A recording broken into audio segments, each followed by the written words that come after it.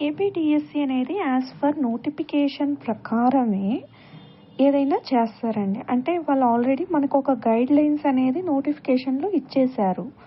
దాన్ని దాటి ఎప్పుడూ మనకు గవర్నమెంట్ అనేది చేయడం జరగలేదు. అంటే చాలా వరకు నేను వార్తలు చూస్తున్నాను న్యూస్ పేపర్స్‌లో ఇంకా అక్కడ ఇక్కడ.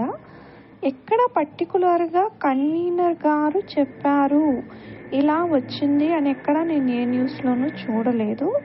అంటే బయట వినిపిస్తున్న కథనాల ప్రకారం మాత్రమే ఇది మనకు మెరిట్ లిస్ట్ రాదంటూ, మెసేజ్‌లొచ్చాయంటూ ఇలాంటి హల్చల్ చేస్తున్నారు.